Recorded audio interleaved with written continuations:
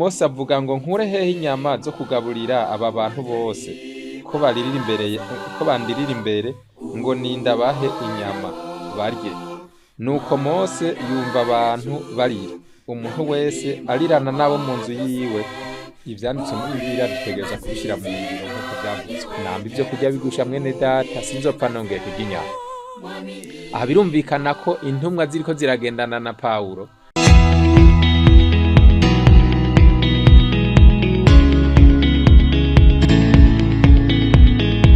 Turabaramukije mwese mu izina rya Yesu. Ku mazina nitwa Itangishaka Tade, nkaba ndi umuvugabutumwa w'ikanguro n'ubugorozi. Icigwa twabategekanije uyu munsi tugiye kwigana ububi bw'inyama dukoresheje Bibiliya. Ivyanditswe muri Bibiliya dutegerezwa kubishira mu ngiro nk'uko vyavuzwe. Mw'itanguriro rimwe umurongo waho wa 29 handitse uku gukurikira: Imana irababwira iti ndabahaye ivyatsi byose vya mutubuto biri kw'isi yose n'igiti cyose cama ivyamwa birimwo imbuto zavyo bibabere ivyo kurya vyanyu, kandi ibikoko byose vyo kw'isi n'ibiguruka mu kirere byose n'ivyikwega hasi byose birimwo ubugingo mbihaye ivyatsi bitotahaye byose kugira ngo bibe ivyo kurya vyavyo biba kuno. Imana itanze ivyatsi n'utubuto ku bantu ngo bibe ivyo kurya vyabo, hanyuma ibikoko icibiha ivyatsi bitotahaye. Ivyo vyari bigiye gutunga ibiri kw'isi nk'abantu canke ibikoko. Mw'itanguriro 9 umurongo waho wa mbere, vya bindi Imana yari yaratanze birahindurwa bivanye nuko abantu bari bamaze kugarariza ivy'Imana, bitoraniriza ivyabo, ubugarariji buraduka mu bantu, bigira abahambaye. Ubwo noneho Imana ipanga kubicisha umwuzure ku mpamvu z'uko bari bamaze kuba babi. Baranditse ugukurikira: Imana irahezagira Nowa nk'umuryango ikunze mw'isi, ihezagira Nowa n'abana biwe, irababwira iti nimurondoke mugwire mwuzure isi, ibikoko byose vyo mw'isi n'ibiguruka mu kirere byose muzobitera ubwoba, murabihawe, bizobatinya, kandi ibigenda byose bifise ubugingo bizoba ivyo kurya vyanyu. Mbibahaye byose nk'uko nabahaye ibimera bitotahaye, ariko ntimukarye inyama zikirimwo ubugingo bwazo, nibwo maraso yazo. Aho Imana ibahaye ibikoko byose bigendagenda n'ibizira n'ibitazira ntibari bwabimenye, ubwo ntiyari bwatangure kubibereka no kubibahishurira.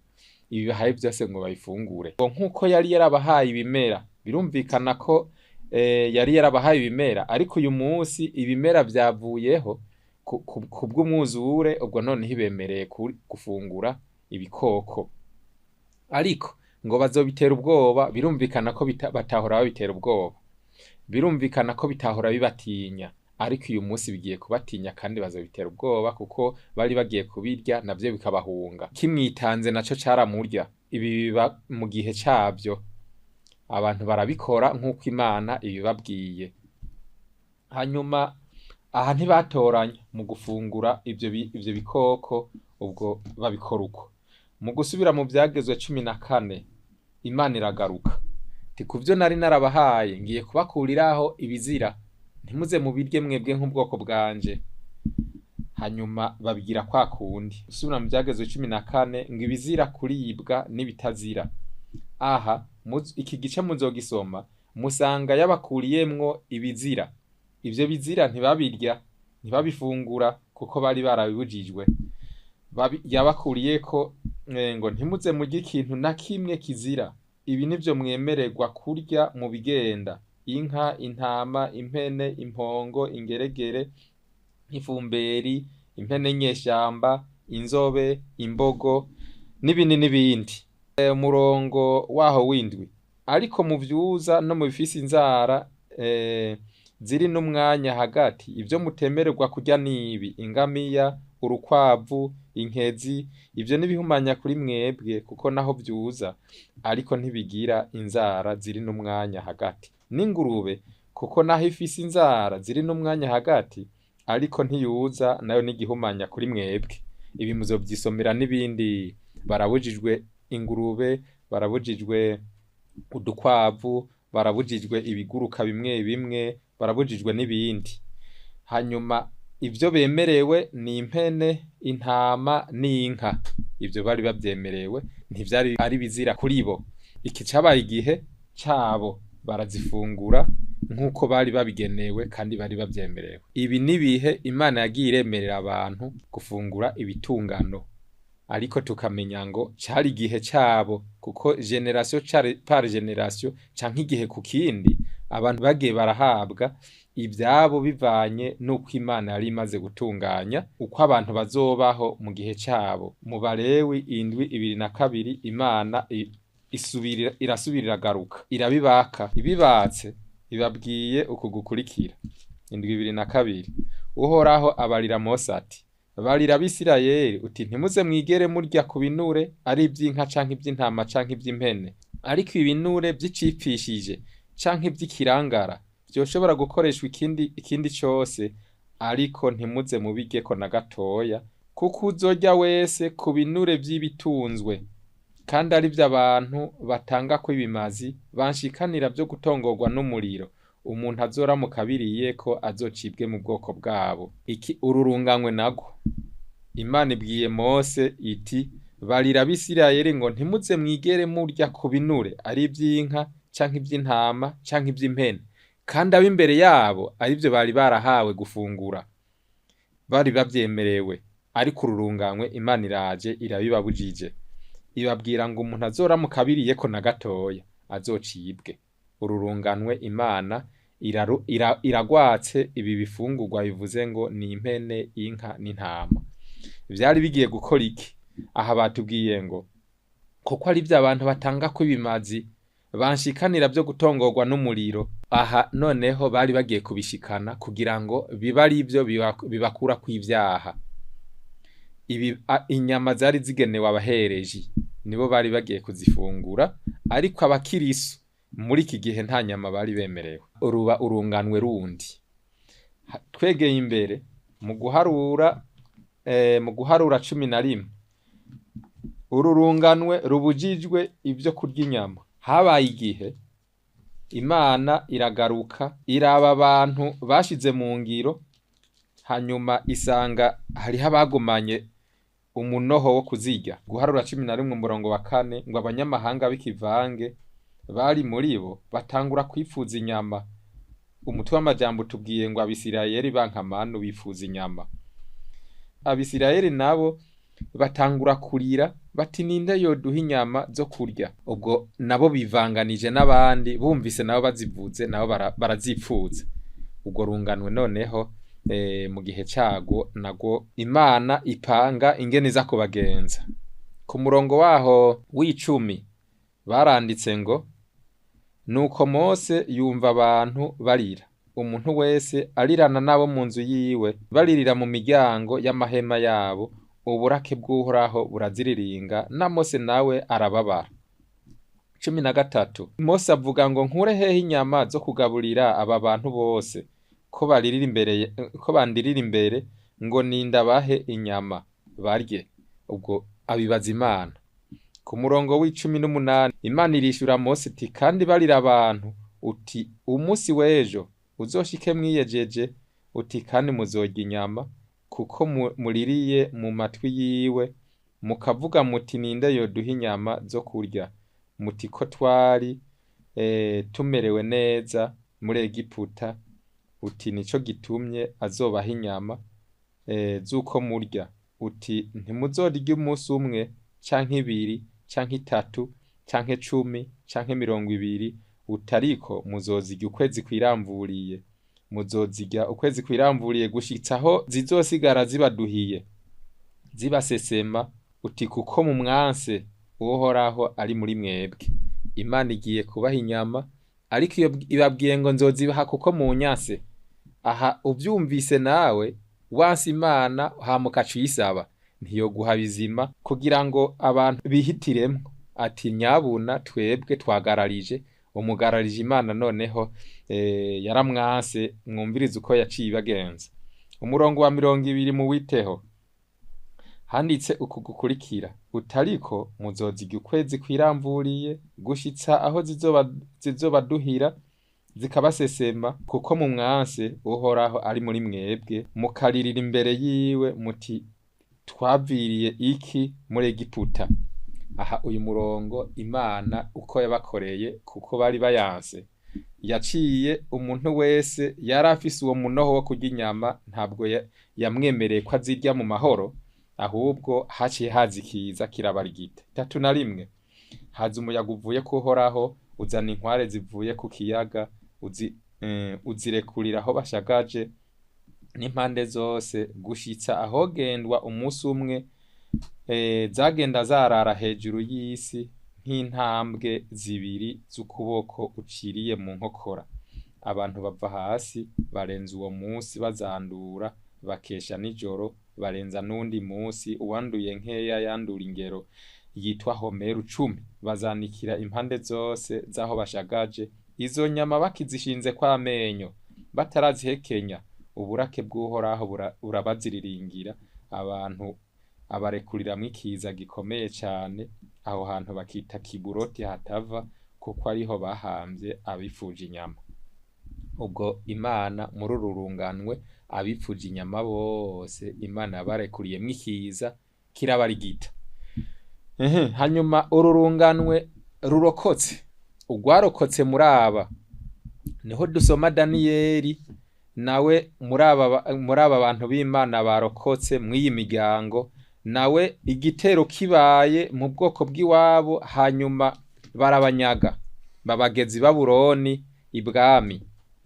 Dusanga Daniyeli agezeyo, muri Daniyeli 1:8 batubwira ngo yigira inama yo kutazokwihumanisha ivyo kurya vy'ibwami. Uyu yisabiye ibisoromano, hanyuma acayisabira n'amazi yo kunwa. Ibwami hariho inzoga n'ibindi byose by'ubwoko bwinshi byo kunwa, hariho indya zitetswe neza n'inyama zirimwo. Uyu muntu w'Imana ntiyigeze abifungura, ahubwo yavuze ko bihumanya, arabireka. Uko kubireka kwiwe bitwereka ko yari yaratahuye neza ibiribwa bizima n'ibitari bizima, aratandukanya ibyiza n'ibibi. Uyu noneho yari yaramenya agaciro k'umubiri wiwe, kugira ngo ntave mu by'impwemu. Byumvikane ko ibifungurwa bishobora kwica iby'impwemu ubifunguye. Aha Daniyeli atubera akarorero ko kumenya ibizira n'ibitazira. Hanyuma we wakavuga ngo birahumanya, umubiri urahumana iyo umuntu apfuye gufungura uko agomvye. Abagiye kuraba Daniyeli nyuma yo gufungura haheze iminsi 10, kuko yababwiye ngo tubagerageze iminsi 10, ngo mutugerageze iminsi 10 babwira uwarajejwe kubagaburira. Abo bantu b'Imana basanze aribo bafise ubwenge buzima, bafise akabiri keza, bafise ubwenge. Ubwo byumvikane ko ubwenge ntibwari bwarapfuye, umubiri bari barawugaburiye neza. Ubwo abo nibo bantu bazima basanze i Babuloni ibwami. Abandi bose ntaco babazwa, kuko bari barabaye imborerwa, bari baramaze gufutana, bafutanijwe n'ivyo bariko barafungura. Aha turamenya ngo igihe cyabo ururunganwe nagwo rwarize rwigiye kuri aba bantu b'Imana bafashe ingingo. Nk'abantu b'Imana rero twomenya ibibereye. Turiko turigana icigwa kitubwiye ngo ububi bw'inyama dukoresheje Bibiliya. Hanyuma ururunganwe birumvikana ko rwagumyeho, kuko aba nabo baragwiriye, baraba abantu b'Imana bashira mu ngiro ivyo bategekanijwe. Aba bantu barakomeje kubaho. Iyo dusomye mu Vyakozwe n'Intumwa 10 umurongo waho wa 9, tuhasoma intumwa yitwa Petero. Havuze ngo ivyo Petero yeretswe. Bukeye bwaho bakigenda, bari hafi gushika mu gisagara, Petero yurira hejuru no ku nzu gusenga. Hari nk'isaha 6, yumva arashonje, agomba kurya. Bakibirondera amera nk'urota, abona ijuru ryugurutse, maze hamanuka ikintu kimeze nk'uruhuzu runiniya rufashwe ku mitwe 4 kija hasi. Harimwo ubwoko bwose bw'ibigenza amaguru 4, n'ibikwega inda hasi byo kw'isi, n'ibiguruka byo mu kirere. haza ijwi riramubarira riti va hasi Petero bagurye. Petero atoyaye mwami, kuko ntigeze ndya ikizira canke igihumanya. Iryo jwi risubira kuza ubugira kabiri, riramubarira ati vy'Imana ihumanuye reka kuvyita ibizira. Biba bityo gatatu, ico kintu gica gisubira mw'ijuru. Uyu Petero yigiriye inama. Yari umuntu w'Imana atigeze arya ibizira. Aha Imana imuzaniye igihuzu ngo kirimwo ibigendagenda vy'ubwoko bwose, kumwe ko mw'Itanguriro 9 nta cari kibuzemwo, harimwo inkoko, harimwo impene, harimwo inka, harimwo intama n'ibindi. Ubwo we wavuze ngo sinigeze ndya igihumanya, yiganye Daniyeli. Uwo birumvikana ko yari umwe muri bo, kuko bavuze kumwe, bigishijwe kumwe, batahuye bimwe. Uyu ararahiye ati sinigeze ndya igihumanya na rimwe. Uwo arabireka. Hanyuma mu Bakorinto ba mbere 10:23 hatubwira ngo byose turavyemererwa, ariko si byose bitwubaka, si byose bitugirira ikimazi. Ivyo bitubaka birumvikana ko bisambura, ivyo bitagira akamaro birumvikana ko vyonona. Kurya no kunwa turavyemererwa, ariko itugirira akamaro si byose, ariko ibitwubaka si byose. Hanyuma ahandi nuko tumenya ngo muri Bibiliya hariho abagiye babaho ariko bakifatira ingingo bivanye n'ico Imana yabagize. Turasoma uwundi muntu w'Imana kubijanye no kurya no kunwa atabitahuye mu gihe kimwe, ahubwo hari igihe atari bwabitahure, ariko nyuma yigira inama. N'umugabo yitwa Sawuli atarakizwa, Imana itaramwiyereka. Dusoma mu Vyakozwe n'Intumwa 7:5-9, ubwoko bw'Imana buhamwa. Uyu nawe Stefano bariko baramutera amabuye yarabishigikiye, yarashigikiye ko bategwa amabuye abo bantu b'Imana. Uwo noneho ntiyari bwahabwe agakiza ngo atahure, hanyuma ngo ahinduke. Ibi yarakibikora. Dusoma rero mu Bakorinto ba mbere 10:24, Paulo nyene yiyandikira ngo izo nyama zibagirwa mu macuniro ngo muzige ataco mubajije. Ubwo uwo yarakizirya, yarakizifungura, kuko akagingo kavuze ngo kurya no kunwa ntiyari yaragatahuye, kuko ako kari katahuwe n'abantu b'Imana. Bwari ubundi bwoko buhuje nuko Imana yavuze, bushira mu ngiro ivyo Imana yavuze, ariko wewe yari munyamahanga. Mu banyamahanga rero ico kibazo nta cari kiri muri bo, baririra barinywera uko bagomvye. Paulo ngo kugira ngo ashobore kwigisha abantu, yifatanya nabo. Ahuye bariko barafungura yaca afungura muri bo, ahuye bariko baranwa yacanwa muri bo, ngo kugira ngo abaronke. Mu Bagalatiya 2:1 hatwereka ko yamaze imyaka 14 yigisha ubutumwa yigishijwe na Yesu, amuhinduye bukwi na bukwi, atazi ko intumwa nazo zigishijwe na Yesu ku birenge vyiwe. Hanyuma ntiyarazi ko ivyo yigisha bihuye n'ivy'intumwa nazo ziriko zirigisha. Iyo myaka yose iheze, nawe yagiye kubarondera kugira ngo bagire ivyo baganiriye, batunganye ivy'ubutumwa yigisha n'ivy'intumwa zigisha. Ubwo noneho bamaze kuganira, muzosoma mu Bagalatiya 8:11 bigishanya, baje impaka, baharira. Hanyuma bamaze kumwigisha, mu Baroma 14:21 hatubwira ngo amaze gutahura, yaravuze ngo ni ciza kutarya inyama. Ubwo yaramaze gutahura ko ari vyiza nyene kutarya inyama, ariko imbere yahora avuga ngo izo zibagirwe mu macuniro mwifungurira ataco mubajije. Ubwo ntiyari bwabitahura, ariko haravuze ngo ni vyiza bwa bundi ndamenye ko ari vyiza kutarya inyama. Mu Bakorinto ba mbere 8:13 amaze gutahura yarihanye, aravuga ngo nambi ivyo kurya bigwisha mwene data, sinzopfa nongeye kurya inyama. Aranzuye ti bwa bundi n'abazirya ahubwo bari mu cyaha cyo kwica urusengero rw'Imana, sinzosubira konona urusengero rw'Imana kubwo kwanjandwa, ahubwo ndifatiye ingingo aca arihana. Nambi ivyo kurya bigwisha mwene data, sinzopfa nongeye kurya inyama. Aha birumvikana ko intumwa ziriko ziragendana na Paulo bigisha, bagahura n'abariko barazifungura. Paulo arazirya akabatsitaza. Ubwo amaze kubimenya rero aragirwa inama, arazumvira, hanyuma arazireka. Kuzireka rero ubwo yarabaye umwe nabo, uyu yabaye intumwa nk'izindi ntumwa, ubwo atwara ubutumwa nk'abandi. Vyumvikana ko abantu bose bagirwa inama muri Bibiliya. Bibiliya ivuze shira mu ngiro. Aho tugenda twononekarira nuko Bibiliya ivuze tutumvira, ariko ni igitabo ciza ushize mu ngiro kikwigisha ugatahura, hanyuma umuntu akaba muzima mu vy'impwemu no ku mubiri. Rero umuntu wese yifatira ingingo kugira ngo ntaze hanwe n'Imana, ahubwo yihane hakiri kare, kuko kwihana no kwifatira ingingo ku bintu bitoshoboka, ku bintu bigoye, ku bintu biremereye, ugashyira mu ngiro utarafatirwa ingingo. Kuko gufatirwa ingingo n'Imana buriya ni igihano kiremereye umuntu atazovamwo, ahubwo azokwicuza. Reka rero Imana nye n'amahoro twese nk'abavuga butumwa batwaye ubutumwa muri iki gihe cacu buca mu matwi ya benshi, nkuko izindi nyigisho zose zaciye mu matwi ya benshi. Umuntu wese yumva inyigisho zikanguro n'ubugorozi. Mu gihe tugezemwo si ico kurya uko tugombye, si ico kunwa uko tugombye, ahubwo dutegereza kurya tunwa tugereranije nuko abandi bagenze, kugira ngo duse nabo, kuko abo bantu bose bazohurizwa mu nyonga z'Imana, basanganira umwami, kandi bazoba barabaye umwe mu vy'impwemu no ku mubiri. Imana nye n'amahoro ibidufashe mu izina rya Yesu.